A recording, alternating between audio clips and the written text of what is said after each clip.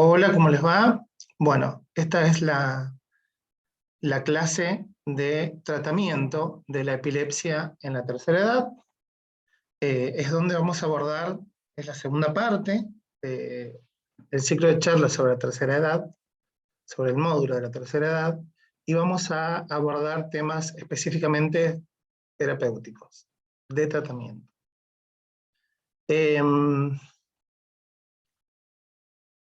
Mi nombre es Manuel Facundo Latini, yo soy médico neurólogo, estoy trabajando en San Luis, en la provincia de San Luis. Me formé en el Hospital Privado de Comunidad como neurólogo y luego hice una beca de epilepsia en el Hospital José María Ramos Mejía y actualmente formo parte, investigando, del grupo del ENIS, CONICET y Universidad Arturo Jauretche en el Hospital del Cruce. Y soy integrante del grupo de trabajo de epilepsia de la Sociedad Neurológica de Argentina. Bien. Con respecto al tratamiento, lo primero que tenemos que ver es que el tratamiento de los ancianos con epilepsia es bastante complejo. ¿Por qué? Porque son pacientes que de por sí nos vamos a encontrar con mucha cantidad de comorbilidades, son pacientes que van a tener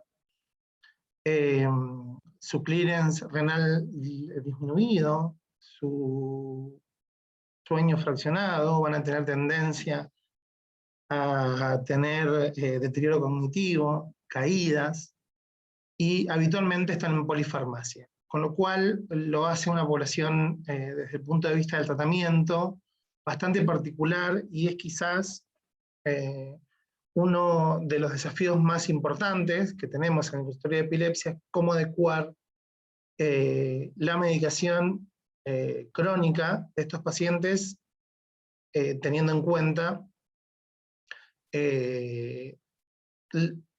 personalizando el tratamiento en este tipo de pacientes, ¿sí? En el paciente anciano.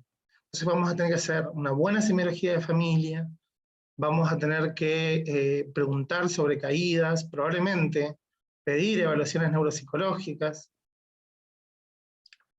y pedir en forma anual controles cardiológicos y estudios de laboratorio. Eso dependiendo, bueno, de las comorbilidades del paciente, pero el tratamiento es muy personalizado. En cuanto a los tratamientos en las guías, esta es la guía que estamos viendo acá, la guía de tratamiento de la 2013, Fisher.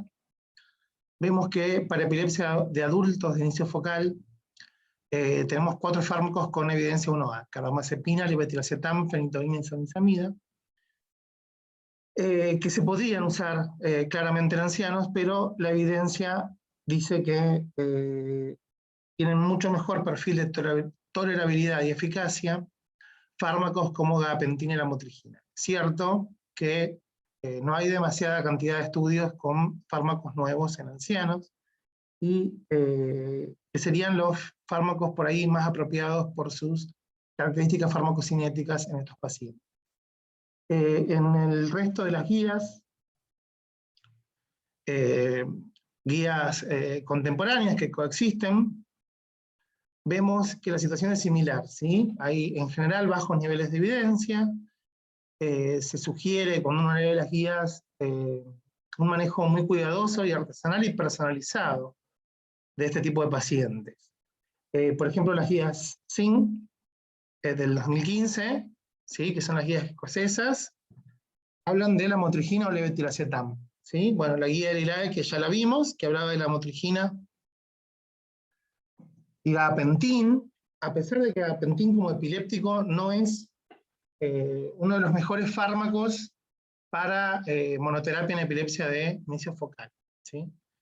Las guías NICE hablan de usar tratamientos habituales, pero en menor dosaje, ya vamos a ver por qué y de dónde sale esto, y la American Academy of Neurology, a través de la Sociedad Americana de Epilepsia, también sugiere la motrigina y gabapentin como una segunda opción. Y en Canadá, la motrigina, gabapentina y clobazam. Bueno, clobazam es un fármaco que puede traer complicaciones farmacocinéticas, ¿sí? Así que yo no lo recomendaría en pacientes ancianos. Bien, ¿qué es lo que pasa con los antiepilépticos? ¿Sí? Que son medicaciones que vamos a tener que usar de forma crónica, y que en estos pacientes vamos a tener que, además de convencerlos, tienen que tener una buena compliance, es decir, que tienen que tomar el tratamiento, tienen algunas características especiales. ¿Sí? En la tercera edad, esto en general está orientado inicialmente en general a todos los fármacos que se dan en la tercera edad, y más en particular después a los antiepilépticos. Entonces, lo que va pasando es que la cantidad de agotador corporal disminuye, entonces el volumen de distribución de los pacientes no es igual a la de un paciente más joven o adulto, ¿sí?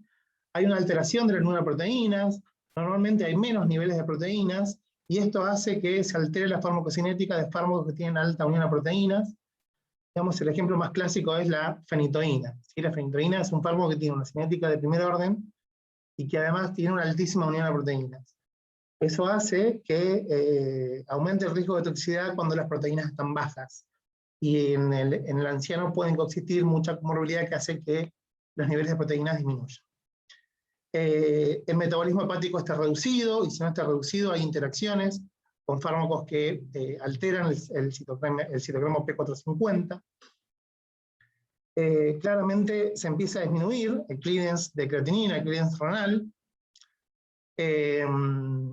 y esto es importante para ciertas drogas que se excretan sin metabolizar. Entonces hay que tener cuidado con el gabapentin. Si bien en las guías está como evidencia 1A, hay que siempre tener cuidado con el clearance y usar las dosis más bajas posibles efectivas de esta medicación. Bueno, el fenobarbital es un fármaco que todavía algunos neurólogos lo usan, pero se les recomienda en pacientes ancianos. En general, en cuanto al tema de las dosis, por estos fenómenos que hablamos recién, que es la disminución del clearance renal y del metabolismo hepático, ustedes saben que en la fórmula de clearance renal está la edad, es decir, que se sabe que la función renal disminuye fisiológicamente con la edad. Entonces se recomiendan un uso de dosis 20 a 30% menos a las dosis habituales para adultos. En adultos jóvenes y adultos maduros. Algunos de estos fármacos, fundamentalmente los bloqueantes de los canales de sodio, las benzodiazepinas y en general las medicaciones de primera generación, pueden producir deterioro o alteración de funciones mentales superiores, es decir, déficit de atención o comenzar a tener el paciente queja de memoria, fundamentalmente de memoria episódica. Hay que tener en cuenta que el topiramato produce específicamente una disminución de la fluencia del lenguaje. Con respecto a enfermedades médicas previas, algunos DAEs pueden exacerbar enfermedades médicas, por ejemplo el ácido valproico, que aumenta la insulinoresistencia y que empeora el síndrome metabólico, y que no es conveniente usarlo en pacientes obesos. Y los bloqueantes de los canales de sodio, que interaccionan, ¿sí?, con los diuréticos, y con los antiarrítmicos, pudiendo llevar a bloqueos de conducción cardíaca, ¿sí? En caso de tener que usar opciones endovenosas, que a veces nos pasa cuando hay cirugías del sistema gastrointestinal, y estas van a tener una rehabilitación prolongada, es decir, no va a tener vía oral, tenemos muchas menos opciones para el tratamiento endovenoso de estos pacientes. Y además hay que tener cuidado porque se sabe que los inductores, las drogas inductoras, pueden inducir osteoporosis en pacientes de la tercera edad, ¿sí? Entonces, habría que referir a estos pacientes, si bien no está protocolizado, habría que referirlos para hacer una densitometría o el especialista para que le trate la osteoporosis. Además de tener cuidado con el fármaco y tratar de no utilizarlos en pacientes de la tercera edad. Bueno, estas son recomendaciones generales del uso y metabolismo de las FAES en pacientes de la tercera edad. Ahora vamos a hablar un poco de condiciones vasculares que son altamente frecuentes en pacientes de la tercera edad y que nos encontramos en el consultorio todos los días. Lo primero que hay que tener en cuenta cuando hablamos de pacientes de la tercera edad son las caídas que habitualmente no le damos importancia como una condición o enfermedad, pero que pueden alterar la calidad de vida del paciente de forma significativa, sobre todo porque pueden producirse fracturas de cadera que llevan a la postración del paciente y eventualmente, bueno, a la muerte. Entonces, la caída es muy importante, ¿sí? Tenemos la siguiente relación. En la tercera edad son muy frecuentes las caídas. Una de las causas más importantes de caídas en la tercera edad son efectos adversos de los fármacos. Entonces, los FAES que usemos, vamos a tener que tener cuidado y evaluar la marcha y el riesgo de caída que estamos provocando FAES que producen somnolencia. Además que las caídas en la tercera edad pueden inducir la aparición de epilepsia y que además, bueno, las crisis aumentan el riesgo de caídas en los ancianos y pueden tener traumatismo encefalocraneal, ¿sí? Entonces, ¿qué pasa con las crisis y la epilepsia post-TEC? Que es una situación tan frecuente en el anciano, ¿sí? El riesgo de crisis va a ser proporcional a la severidad del TEC, del traumatismo, y más o menos más de la mitad de los pacientes que tienen que desarrollar epilepsia lo desarrollan en el primer año y el 80% de los 2 años. Así que el riesgo es muy bajo después de un TEC, después de los 2 años, ¿sí? Dentro de la crisis post-TEC, que es un diagnóstico diferencial que tenemos que hacer en el anciano, sobre todo cuando debuta con una primera crisis y no sabemos si se cayó o tuvo la crisis y por eso se cayó. Así que es un factor a tener semiológico importantísimo a tener en cuenta. ¿Sí? Las crisis post-TEC son inmediatas cuando se dan dentro de las primeras 24 horas, habitualmente son sintomáticas, obligan pacientes de esta edad a buscar un hematoma subdural o algún tipo de complicación hemorrágica.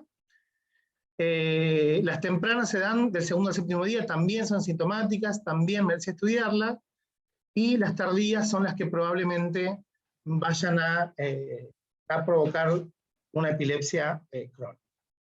Entonces vamos a tener que tener también cuidado en pacientes que son epilépticos y valorar el riesgo de caída, porque, por ejemplo, las benzodiazepinas son el principal factor de riesgo para caídas nocturnas, ¿sí? Y los canales de sodio, que pueden producir ataxia y mareos, es el efecto más adverso, más frecuente, dosis dependiente, ¿sí? Del tipo A, de los bloqueantes de los canales de sodio, aumentan significativamente el riesgo de caídas. Entonces, esto es algo que vamos a tener que tener en cuenta en los pacientes, valorar el riesgo de caída antes de elegir un fármaco, y si tiene caídas de repetición, bueno, considerar la reducción de dosis o el cambio de fármaco. ¿Qué pasa?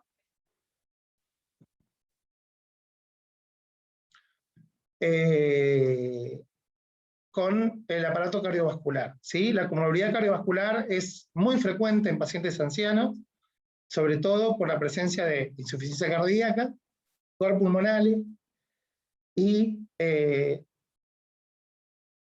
cardiopatía isquémica, ¿sí? Con la subsecuente aparición de arritmias, tanto taqui como bradiarritmias, ¿sí? Acuérdense que, por ejemplo, la fenitoína endovenosa, que es un fármaco que todavía se utiliza en forma, creo yo, desproporcionada en algunas guardias del país, es un fármaco que debe usarse con mucho cuidado. En primer lugar, todas las guías están hechas con fosfenitoína, que es un fármaco que en Argentina no disponemos, ¿sí? Acá tenemos fenitoína endovenosa, que precipita en sodio, entonces los goteos que se hacen que se ponen en el Baxter de suero y se pasan, están mal hechos, ¿sí?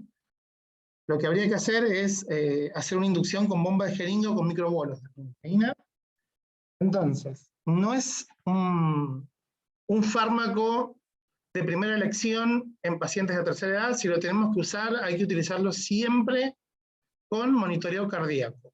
Está contraindicado en pacientes con miocardiopatía grave, bradicardia sinusal y bloqueos AB de segundo y tercer grado. En ese caso deberíamos indicar que no podemos valproato o levetiracetam endovenoso. ¿Sí? Hay que ver porque tampoco es que existen tantas indicaciones de indicar fármacos endovenosos y en carga, ¿sí? Solamente el estatus. El ritmo de infusión en ancianos se recomienda menos de 25 miligramos por minuto. ¿Sí? 25 miligramos de fenitoína por minuto, ese es un riesgo que produciría los efectos adversos más frecuentes, que son el bloqueo y la hipotensión arterial. Entonces, muchísimo cuidado con este fármaco, que por ahí uno ve que se utiliza como que se le ha perdido el respeto a la fenitoína, y la fenitoína puede tener efectos adversos muy graves. Yo me ha pasado de pacientes ancianos, en el hospital privado de comunidad teníamos una población muy añosa, y bueno, dos pacientes me hicieron bradicardia severa, que los tuve que sacar con atropina, gracias a Dios salieron. Pero es un fármaco para tener el respeto. En caso de los bloqueantes de los canales de sodio y el tratamiento farmacológico de los pacientes que tienen cardiopatías, vamos a tener cuidado que tanto la fenitoína y la carbamazepina interfieren con antiarrítmicos, ¿sí? Como son la quinidina, la amiodarona, el verapamilo, el diltiazem y la digoxina, ¿sí? La quinidina es un bloqueante de los canales de sodio, la amiodarona tiene un mecanismo de acción bastante más complejo, y verapamilo y diltiazem y nifedipina son bloqueantes de los canales de calcio, que también pueden interaccionar con otros bloqueantes de los canales de calcio, como son la pregabalina y la gabapentina. Y la digoxina, bueno, en presencia de ciertos fármacos, acuérdense que la digoxina, si aumenta el nivel de la sangre, puede inducir una intoxicación digital, ¿sí? Es un fármaco que está dejando de utilizar la digoxina por parte de los cardiólogos, pero bueno, todavía tiene algunas indicaciones, como es la insuficiencia cardíaca grado 4 y la disminución de la frecuencia cardíaca en una FA de alto riesgo, de alta frecuencia ventricular. Con respecto a los anticoagulantes, que es otro fármaco que también se utiliza de forma muy frecuente, si bien actualmente están ganando terrenos los nuevos anticoagulantes, ¿sí? Como el Dabigatran, el Apixaban. Existen muchos pacientes cuya indicación de anticoagulación va a continuar siendo el acenocumarol o la warfarina, ¿sí? Acá, en Argentina se utiliza mucho más el acenocumarol. Bien, hay que tener cuidado porque tanto la carbamazepina como el fenobarbital aumentan el efecto de la JACO, así que si ponemos algún fármaco de esto, o sea, pacientes anticoagulantes, hay que tener controles de ritmo un poco más frecuentes. La fenitoína puede reducir el efecto del dicumarol, y generalmente los fármacos de segunda generación no tienen interacción. Con respecto a los bloqueantes de los canales de sodio, carbamazepina y oxcarbazepina, y se podría agregar la eslicarbazepina, si bien casi no produce la hiponatremia, pero conjuntamente con diuréticos, fundamentalmente diuréticos del ASA, y también con diuréticos de ácido, inducir hiponatremia sintomática, que pueden poner en riesgo la vida del paciente.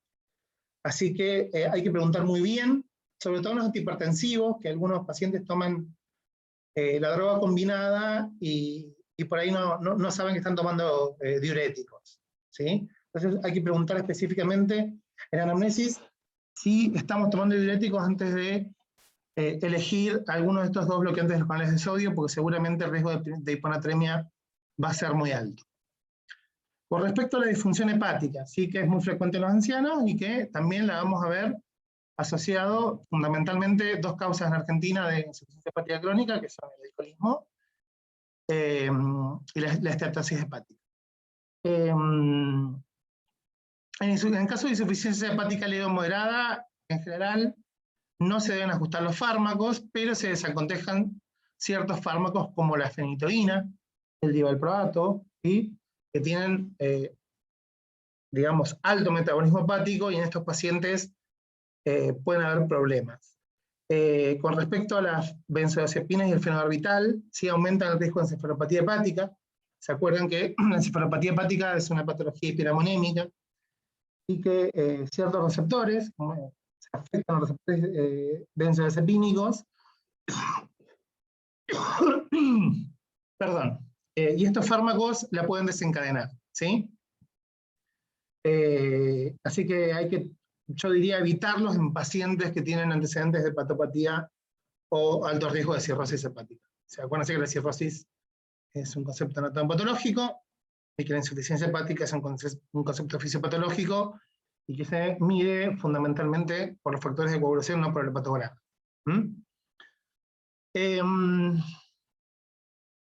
Bien, entonces, tratar de no usar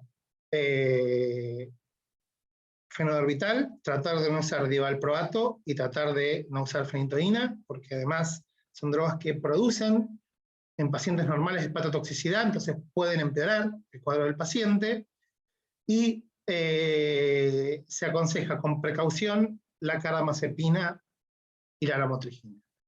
¿Sí? ¿Cuáles fármacos vamos a usar? Acá estamos viendo el hepatocito, ¿no? Como para ilustrar.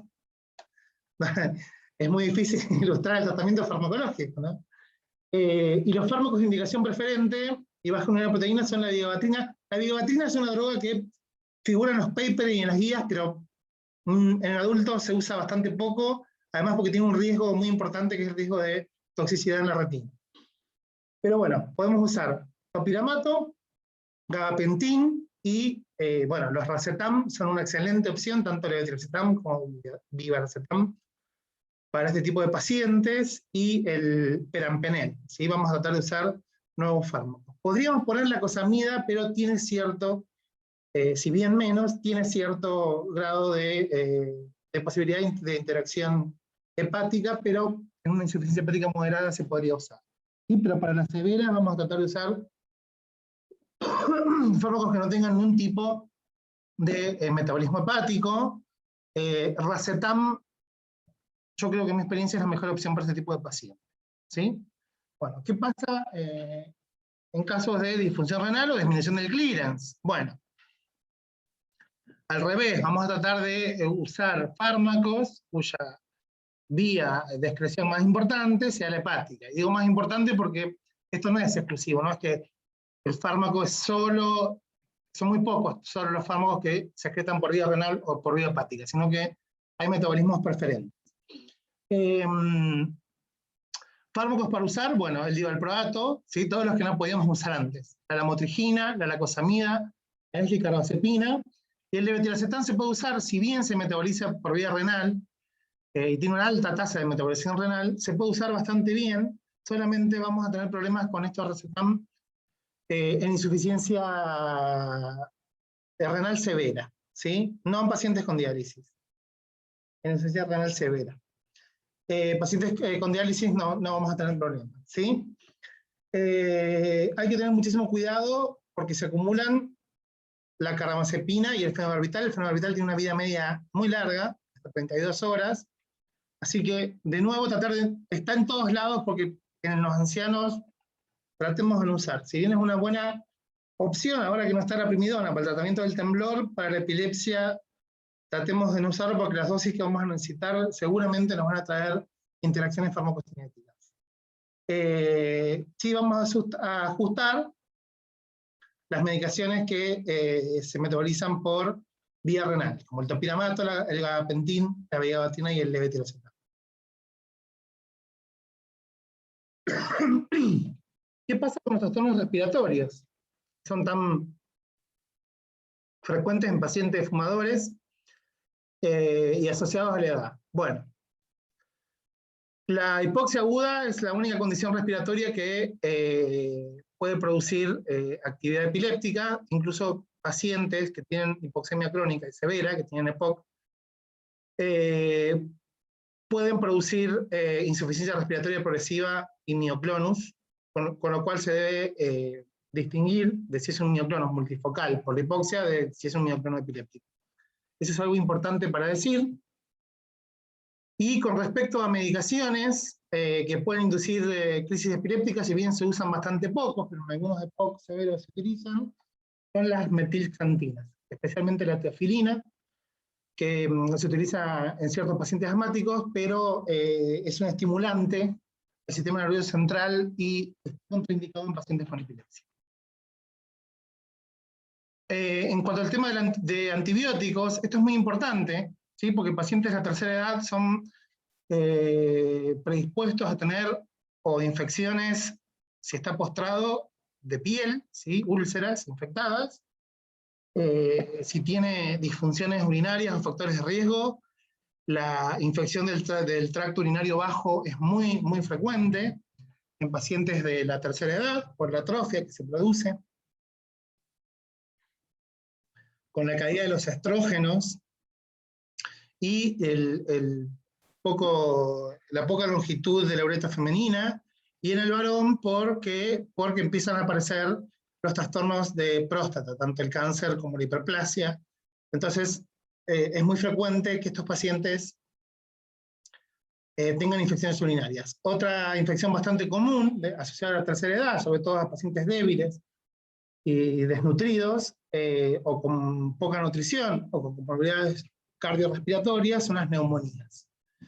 Entonces, vamos a tener que tener cuidado porque la penicilina y la ampicilina son capaces de producir crisis epilépticas, no tienen tanto efecto propiléptico como otros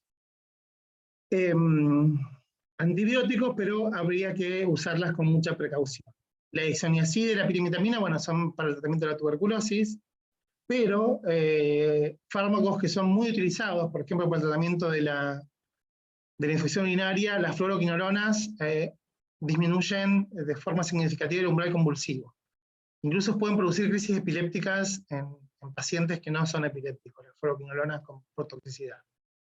Los carbapenem no solo tienen efecto proconvulsivo, sino que también disminuyen significativamente, tienen una interacción farmacocinética con el ácido valproico, con lo cual cae de forma significativa el umbral del dosaje de ácido valproico en sangre.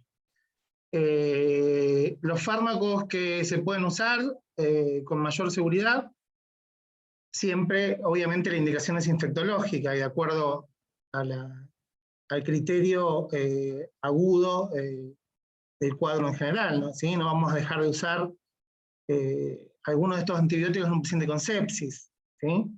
Pero sí, en infecciones ambulatorias, tratar de usar cefalosporinas o, en su caso, macrólidos, ¿sí? Evitar en pacientes epilépticos el uso de fluoroquinolonas. Bien, con respecto a los antibióticos. Bueno, el deterioro cognitivo. Este es un gran capítulo y un gran tema. Como ustedes saben, los deterioros cognitivos son prácticamente una pandemia en la tercera edad. Tenemos desde deterioros cognitivos asociados a la edad, deterioros cognitivos leves y las demencias empiezan a aparecer. Entonces, en estos pacientes sí van a tener polifarmacia, sí van a tener riesgo de caída, dependiendo del tipo de demencia que tengan. Hay demencias que producen trastornos del movimiento y también lo vamos a tener en cuenta al elegir el fármaco, ¿sí? Entonces, lo que vamos a tratar de hacer en estos pacientes es tratar de conseguir una monoterapia con un antiepiléptico, alguno que no tenga efectos adversos cognitivos, ¿sí? Vamos a tratar de personalizar el tratamiento, tratando de buscar siempre la mínima dosis efectiva, aquella que no produzca efectos adversos, y vamos a intentar evitar fármacos que suelen acompañarse de efectos cognitivos negativos, es decir, de lentitud del procesamiento mental, falta de atención, alteraciones de memoria episódica y de memoria de trabajo, como pueden ser las benzodiazepinas, ¿no? Clobazam, clonazepam, los barbitúricos, la fenitoína, el topiramato y la carbamazepina, ¿sí? Vamos a tratar de usar fármacos que tengan menos efectos cognitivos, la motrigina, gabapentin, la cosamida, sonizamida y levetiracetam. Mucho cuidado con levetiracetam y la cosamida, porque si bien no tienen efectos cognitivos, como tal, efectos cognitivos sí tienen muchos efectos adversos psiquiátricos. Y eso puede inducir el riesgo de agitación y psicosis. que también vamos a tener que tener cuidado con las dosis de este tipo de antiepilépticos nuevos en estos pacientes.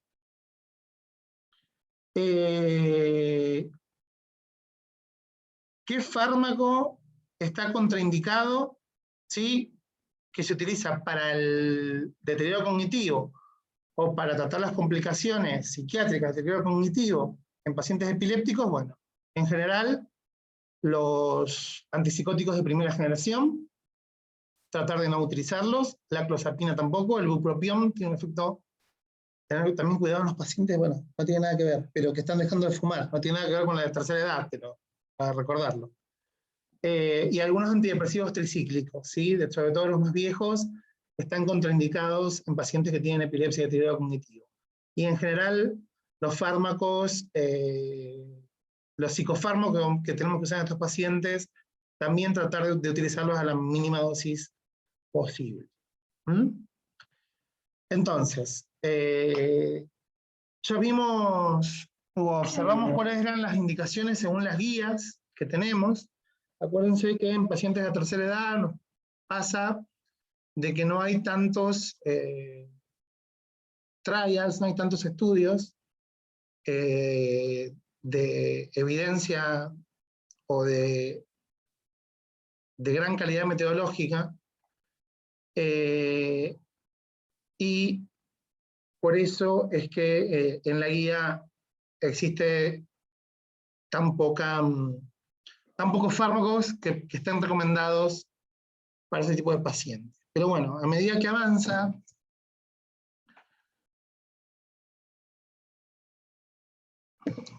el estudio de las epilepsias, empiezan a salir estudios de subgrupo, estudios nuevos que echan un poquito más de luz sobre cómo debería ser el tratamiento en los pacientes con epilepsia de tercera edad.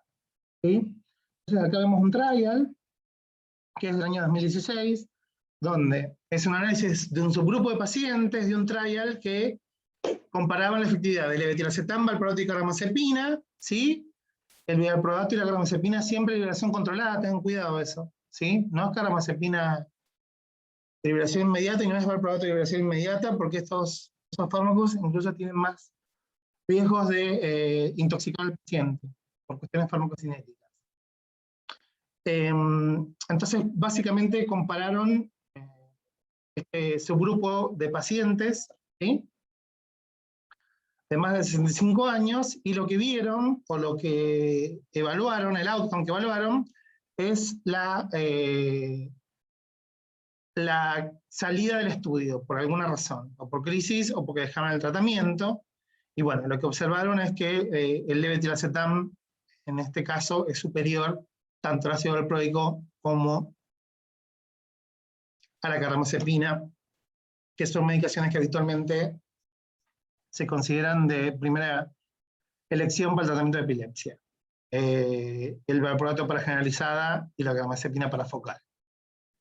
Entonces, para tratar de hacer, ¿sí? Hay varios artículos que pueden leer, acá les dejo uno en donde aborda de manera compleja y multidimensional el tema, y entonces vamos a tratar de hacer un resumen, una conclusión de todo lo que dijimos, ¿sí? Entonces, la mayoría de las guías favorecen la elección de la motrigina, gabapentin y levetiracetam como primera línea de tratamiento, ¿sí? La elección del fármaco siempre se debe individualizar de acuerdo a las comorbilidades y las interacciones farmacológicas del paciente, o sea, tenemos que hacer una historia clínica completa. Por más que estemos en un consultorio, ¿sí? Especializado en epilepsia. Pacientes de tercera edad, tenemos que, digamos, interiorizarnos de cuestiones que tienen que ver con la clínica médica, la medicina interna y el médico de cabecera del paciente. En lo posible, usar el uso de monoterapia, ¿sí? Otra estrategia que también es recomendación de expertos que podemos usar es tratar de minimizar la frecuencia de toma de medicación, ¿sí? Porque los pacientes se pueden olvidar. Entonces, tratar de utilizar o fórmulas de liberación prolongada o formas de administración que sean 2 o 1 vez por día, ¿sí? Evitar fármacos inductores hepáticos de la primera generación por riesgo de osteoporosis y complicaciones cardiovasculares, ¿sí? Estas son las sugerencias que uno les puede dar, ¿sí? A pesar de además de la evidencia de las que vimos en las guías, ¿sí? Bueno, ¿qué pasa? Esto es genial mientras sean los pacientes que son respondedores a la medicación, ¿sí? Ya sean los de grupo 1, que son los que respondían a la medicación, y luego no necesitaban más. Estamos hablando cuando digo grupo 1, estamos hablando del famoso artículo de Pani Brody, donde habla de la evolución natural de la epilepsia, ¿sí? Que después fue, digamos, en 2010 fue actualizado y se agregó un grupo más. Pero bueno. Inicialmente el panorama de los epilépticos, cuando uno empieza el tratamiento, en general tenemos tres grupos. Un grupo de pacientes que van a responder a la medicación y que después pueden retirarse. Un segundo grupo de pacientes que responden a la medicación, pero van a estar con medicación en forma crónica.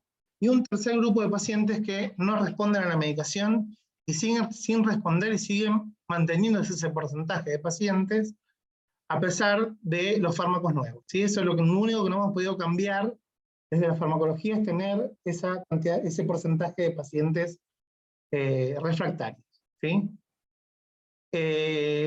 ¿Cuál es el tema en la tercera edad? En la tercera edad vemos que por indicios y por evidencia de ciertos estudios que en general hay una tendencia a que la epilepsia responda mejor en la tercera edad a la terapia farmacológica. Sin embargo, nos van a quedar pacientes que tienen epilepsia refractaria, con el riesgo, muchos de ellos con crisis que producen caídas, con el riesgo que esto produce en este tipo de pacientes.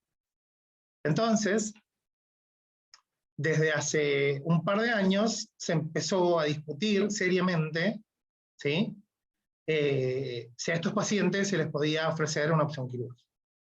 Entonces, bueno, vamos a hablar de, vamos a ponernos en tema con un pequeño caso demostrativo. Este no es el caso clínico, es nada más para cortar el tema de lo farmacológico y hablar 2 o 3 palabras del tratamiento quirúrgico. Estamos hablando de una paciente de 62 años, diestra, con un terciario completo, que tuvo la primera crisis a los 12 años. ¿Sí? Estuvo estable con la medicación por años. Sus crisis habituales eran sensación de miedo y opresión en el cuello, ¿sí? Con ruptura de contacto, automatismos manuales distales, postura tónica con flexión en la mano izquierda, y emite sonidos ininteligibles, ¿no? Entonces estamos hablando de una epilepsia del lóbulo temporal, ¿sí? Con una semiología clásica, temporal mesial, con una frecuencia de 4 o 5 por mes, de hace 2 años, ya sin responder los últimos años a la medicación instaurada, ¿sí? Lo que estamos viendo acá es una esclerosis mesial del lóbulo temporal derecho, ¿sí? Vemos todos los criterios, la disminución del tamaño, bueno, este es un inversion recovery en 1, ¿no? Pero bueno, tiene la disminución del tamaño, la alteración de la configuración interna, y si les hubiera mostrado el flare, van a ver la hiperintensidad. Pero bueno, tienen una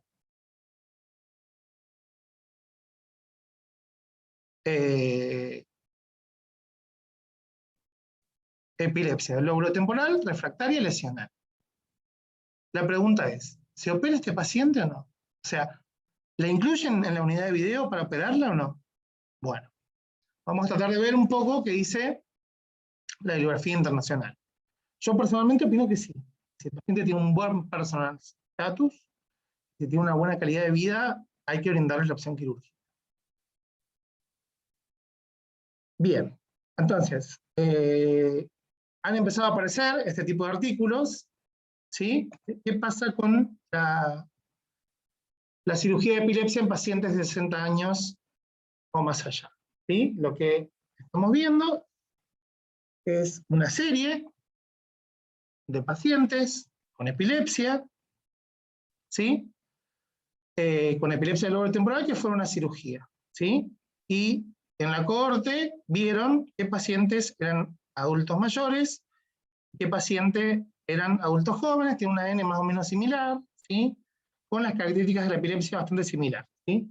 Pero bueno, lo importante de esto es que incluso en los pacientes mayores, la esclerosis mesial temporal sigue siendo la causa más frecuente, ¿sí?, de epilepsia en estos pacientes, y que siguen alcanzando, ¿sí?, altas probabilidades de Engel 1A, el 80% marcan esta serie, después de la cirugía, ¿sí? Incluso, si vemos los ratios, aparentemente los adultos mayores responderían incluso mejor a la cirugía, ¿sí? Este no es un estudio de alto nivel de evidencia, ¿sí? Es una serie comparativa retrospectiva. Pero incluso el riesgo, ¿sí?, beneficia a los pacientes mayores. Entonces, lo que quedaba de conclusión de este artículo, y también a lo que yo, digamos, es mi postura personal, bueno, ellos habían reportado la cohorte más larga que se había publicado hasta ese momento, en el año 2018. No ha habido series de tanto volumen nuevas, ¿sí?, en adultos mayores, ¿sí? Encontraron que el outcome de la cirugía fue similar a los adultos mayores, ¿sí?, en cirugía de resección habitual, ¿sí?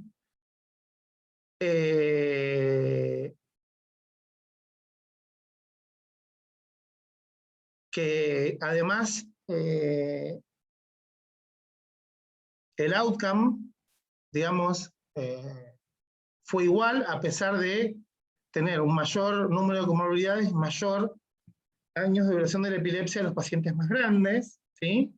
También los outcomes neuropsicológicos fueron bastante similares, ¿sí? Sí hubo una cierta declinación en pacientes adultos, fundamentalmente en la nominación, y lo más importante, no hubieron diferencias significativas en las complicaciones postquirúrgicas de la resección, pero sí un paciente mayor falleció, ¿sí? Pero bueno, no es significativo.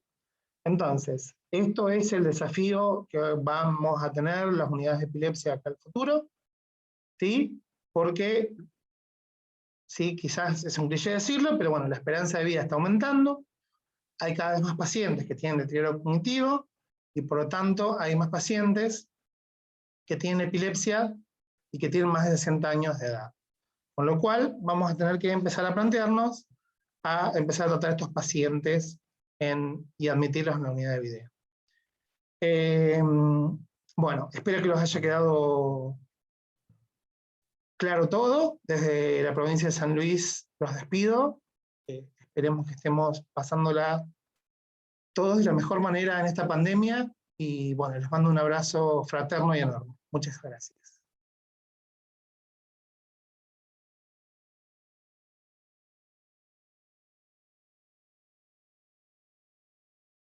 Muy bien.